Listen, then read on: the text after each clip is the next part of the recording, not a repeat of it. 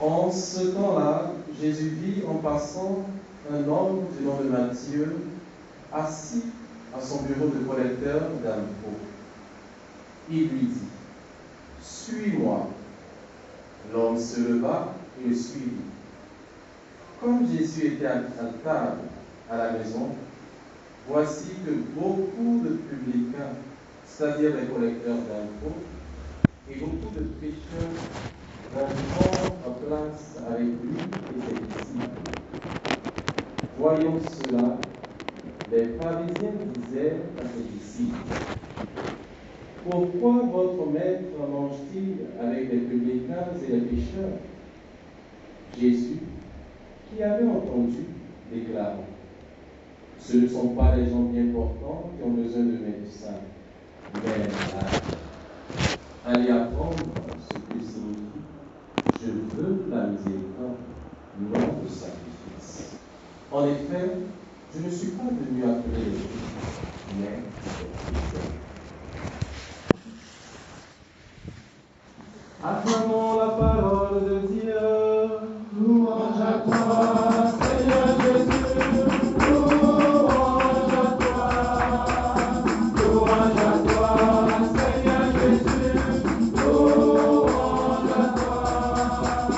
Louange à toi, Seigneur Jésus. Louange à toi.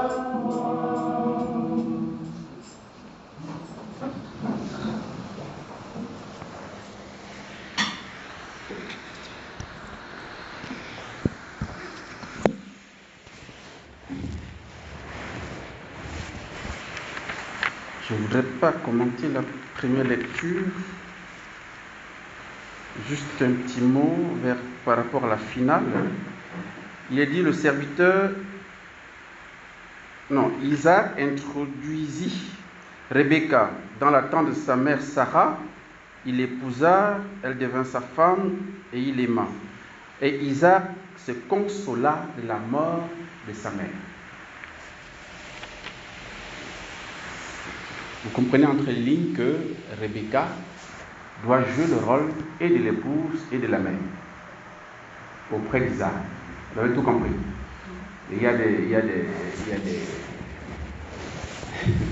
couples comme ça où la femme doit jouer des rôles. Il y a des couples aussi où l'homme doit jouer le rôle du père et du mari. Bon, je n'en dis pas plus, c'est pas ce que j'avais prévu parler, donc on n'insiste pas. Alors, ce qui m'intéresse, c'est l'évangile. Et c'est la vocation de Matthieu. Aujourd'hui, il s'agit de son appel. Frères et sœurs, c'est assez marquant parce que voilà quelqu'un que Jésus regarde. Jésus vit en passant un homme du nom de Matthieu assis à son bureau, le collecteur d'impôts, il lui dit « Suis-moi ». Et il suit Jésus. C'est assez curieux. Bon, et comme cela ne suffisait pas, il va organiser une fête. Ce qui me frappe ici, frères et sœurs, c'est que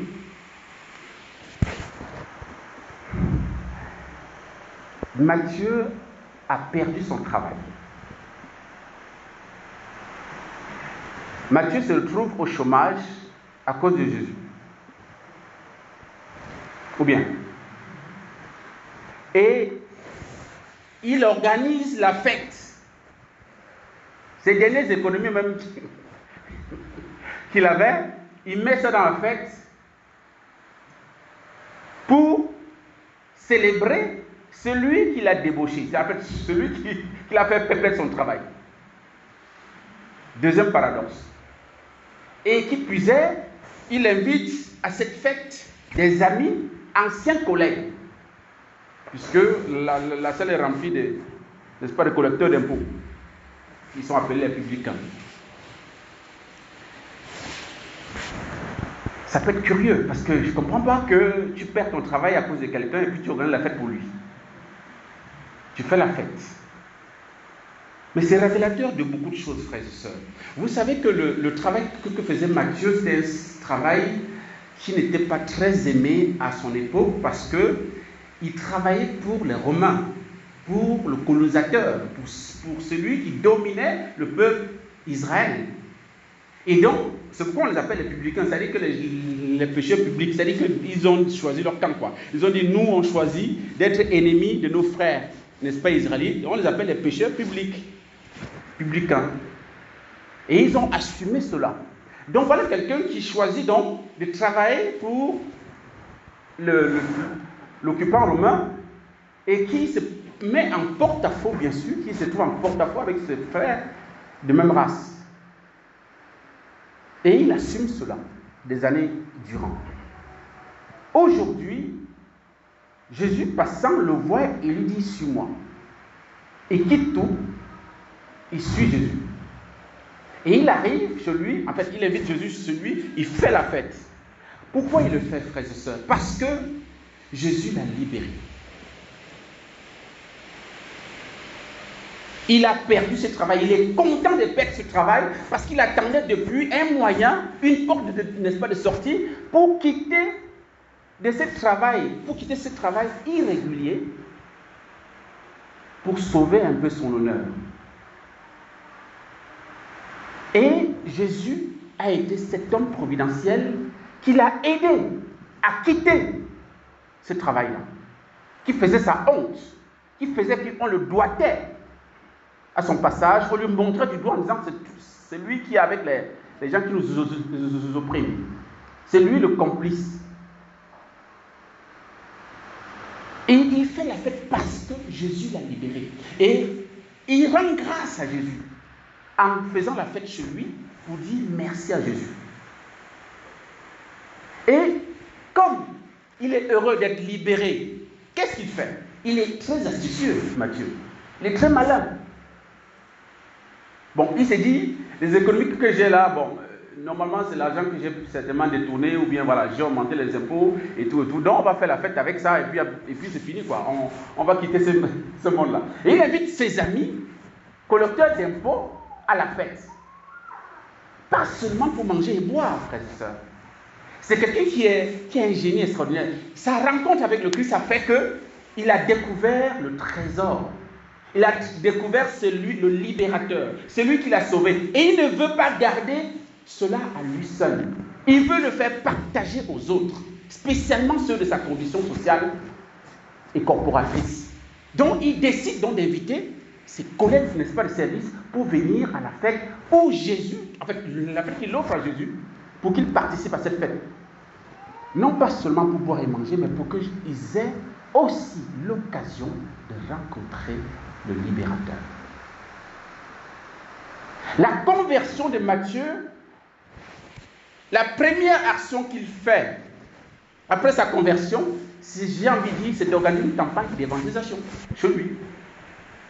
Parce qu'il sait que ceux qui viendront, Jésus ne va pas se contenter de manger et boire.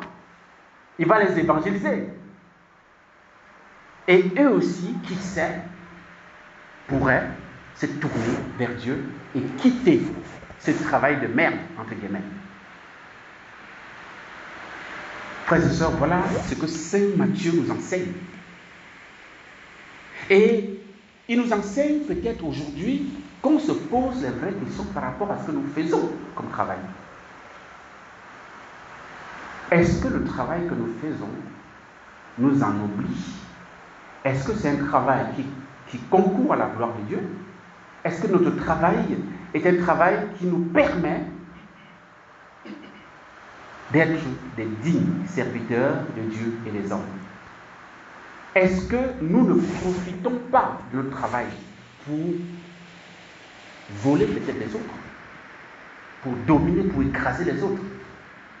Ou bien même, est-ce que notre travail que nous faisons est digne de continuer dedans?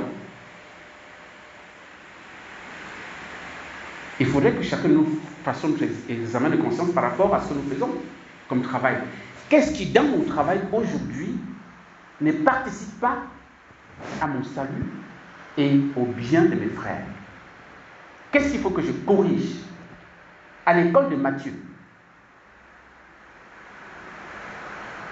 Et après avoir découvert ça, avoir le courage de quitter. Parce que autant Jésus passe devant Matthieu et l'appelle, autant aujourd'hui, Jésus te parle. Il t'invite à le suivre. Peut-être qu'il ne faut pas que tu quittes, n'est-ce pas, ton travail, mais il faut que tu le suives en faisant ton travail. Autrement dit, en faisant ce qui sied, ce qui participe à ta gloire, à la gloire de Dieu, et ce qui est conforme à l'évangile. Ça demande à chacun de faire des examens de conscience par rapport à ce qu'il fait et par rapport à des choses à corriger dans son travail. Et deuxième chose que Matthieu nous enseigne, c'est que nous ne devons pas être sauvés tout seuls. Il faut que nous ayons un cœur missionnaire, un cœur élargi, capable de penser aussi aux autres qui sont dans des conditions peut-être pas très catholiques. Et donc nous pouvons aider de manière astucieuse. Parce que Matthieu, en invitant ses amis, n'a pas dit il faut venir, on va vous convertir. Non, certainement il a dit non, moi, j'organise une fête chez moi avec des amis et tout ça, vous êtes invités. Mais il avait préparé son cours en sachant que comme Jésus est là, certainement il va faire le travail, il va faire le boulot. Il va toucher les cœurs, il va les regarder comme il a regardé lui, et là, appeler à le suivre.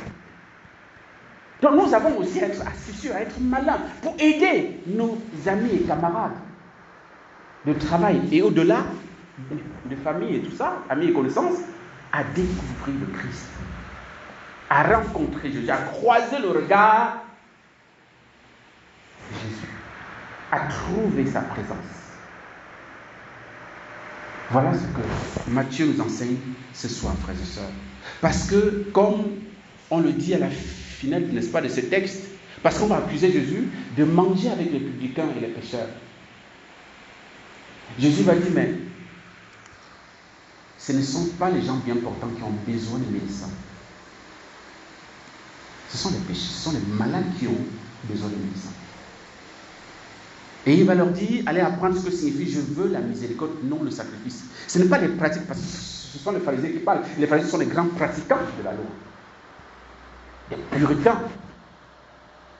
Mais Jésus leur dit, mais ce n'est pas ça l'essentiel, mes amis. C'est la miséricorde que je recherche. Autrement dit, la miséricorde implique la compassion. Compatir demande deux choses. Demande d'avoir pitié de quelqu'un qui souffre, ou bien alors qui est, n'est-ce pas, dans un besoin. Mais deuxièmement, de s'engager pour l'en sortir, pour l'aider à en sortir. Et Matthieu manifeste cette compassion à l'égard de ses collègues. Il œuvre pour que eux aussi, comme lui, parce qu'il a désormais pitié d'eux, il va s'engager pour leur salut, en les évitant. Donc nous aussi, nous devons faire la même chose. Nous devons être astucieux de manière à aider nos amis, frères et sœurs, de famille et tout ce que vous voulez, à rencontrer le Seigneur. Nous devons militer, travailler pour ça. Trouver des astuces de manière à ce qu'eux aussi, un jour, puissent, comme nous, découvrir la vérité, embrasser le Christ et être sauvés. Frères et sœurs, demandons cette grâce au cours de cette Eucharistie.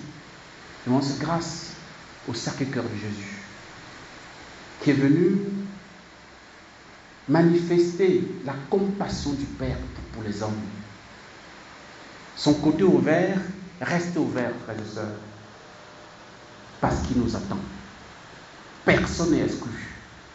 Si nous sommes déjà à l'intérieur de ce cœur, tant mieux, restons-y, mais en même temps, œuvrons pour que beaucoup de ceux que le Seigneur met sur notre chemin puissent aussi découvrir ce chemin qui conduit à ce cœur. Amen.